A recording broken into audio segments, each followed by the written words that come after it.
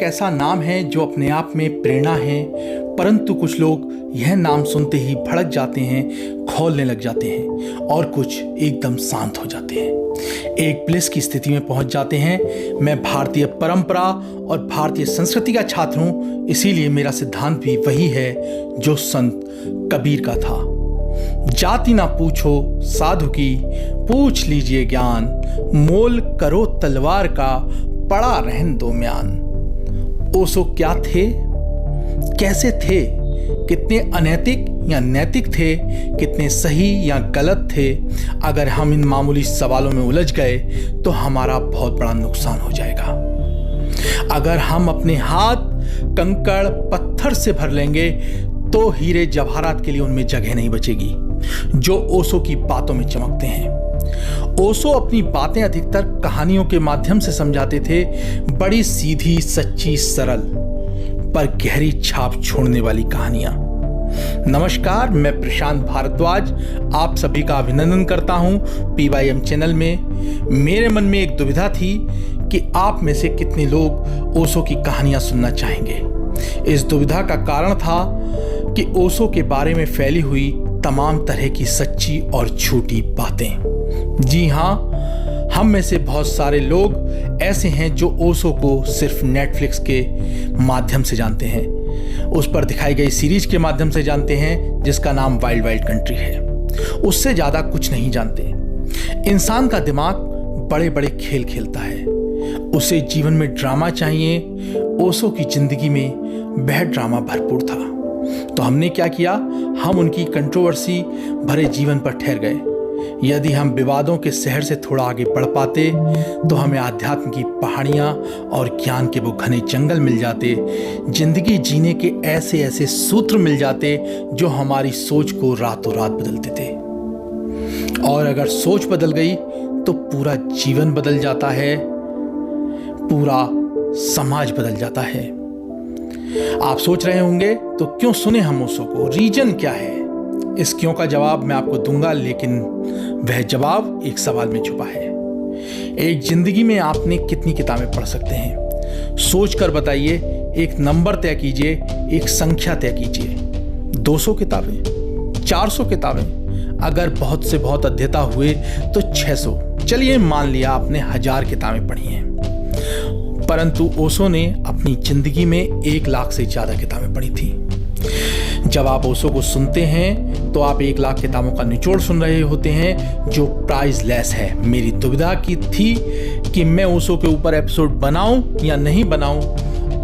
यह तब समाप्त हो गई जब मैंने जाना कि ओशो की कहानियों ने मेरे अंदर के बच्चे को जिंदा रखा है।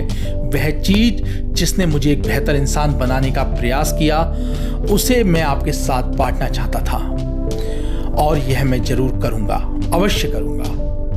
एक और बात, मैं यह बिल्कुल कोशिश नहीं कर रहा हूं कि आप ओशो के फॉलोअर बन जाएं, क्योंकि मैं खुद एक ओशो का फॉलोअर नहीं हूं। क्या पता कौन सी कहानी जो मैं आपको सुनाऊंगा वह आपके जीवन की दिशा और दशा बदल देगी। तो आइए प्रारंभ करते हैं ओशो की कहानियों के इस एपिसोड को। उस एपिसोड की पहली कहानी। ये कहानी आपके जीने की सोच बदल देगी। एक दिन एक किसान का बैल कुएं में गिर गया। वह बैल जोर जोर से घंटों रोता रहा। किसान सुनता रहा और विचार करता रहा कि उसे क्या करना चाहिए और क्या नहीं। अंततः उसने निर्णय लिया कि चूंकि बैल काफी बूढ़ा हो चुका था, अतः उसे बचाने का कोई लाभ नहीं होने वाला था, इसीलिए उसे कुएं में ही दफना देना उचित रहेगा। किसान ने अपने सभी पड़ोसियों, साथियों को मदद के लिए बुलाया। सभी ने एक एक फावड़ा पकड़ा और कुएं में मिट्टी डालनी प्रारंभ कर दी। जैसे ही बैल की समझ में आया कि ये क्या हो रहा है, वह और जोर जोर से चीखने लगा और रोने लगा। फिर अचानक वह आश्चर्यजनक रूप से शांत हो गया और सब लोगों को चुपचाप कुएं में मिट्टी डालते हुए देखता रहा। तभी किसान ने कुएं में झांका तो वह आश्चर्य से सन्न रह गया, चकित रह गया।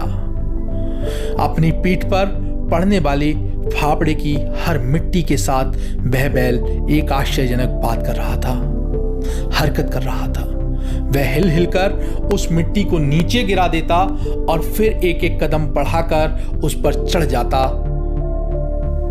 जिससे वह कुएं की ओर ऊपर आने लगा।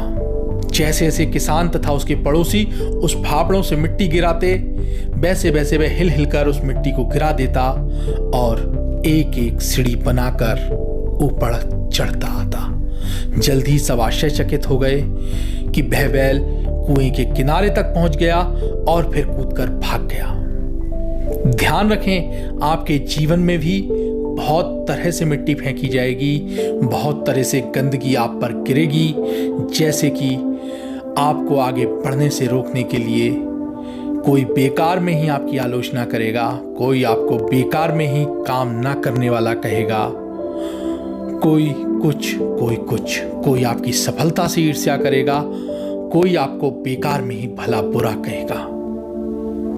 परंतु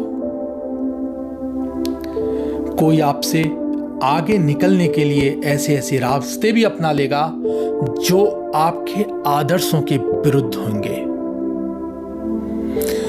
ऐसे में आपको हतोत्साहित होकर कुएं में ही नहीं पड़े रहना है, बल्कि साहस करना है और उस पूरे साहस के साथ हर गंदगी को, हर मिट्टी को अपने ऊपर से गिरा देना है और उससे सीख लेकर उसे सीढ़ी बनाकर बिना अपने आदर्शों को त्याग बिना अपने कदमों को आगे बढ़ाते जाना है।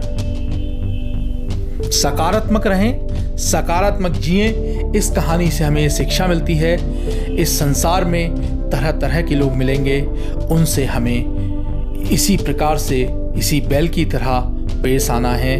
हमको उनसे उलझना नहीं है। ऐसे ही नई कहानियों के साथ, नई रचनाओं के साथ फिर मिलेंगे इसी चैनल के माध्यम से, विचारों को बदलने की क्षमता रखने वाली महापुरुषों की अद्भुत कहानियों के साथ। तो सब्सक्राइब कीजिए, लाइक कीजिए और अधिक से अधिक शेयर कीजिए, क्योंकि हमें हौसला मिलता है कि आप हमको सुनना चाहते हैं और हम अधिक से अधिक अच्छे से अच्छी सामग्री को आप तक अपने इस YouTube चैनल के माध्यम से लाते रहेंगे। धन्यवाद, नमस्कार, अपना ध्यान रखिए, घरों में रहिए, लॉकडाउन का पालन भी कीजिए और कोरोना अभी कहीं गया नहीं है। नमस्कार, धन्यवाद।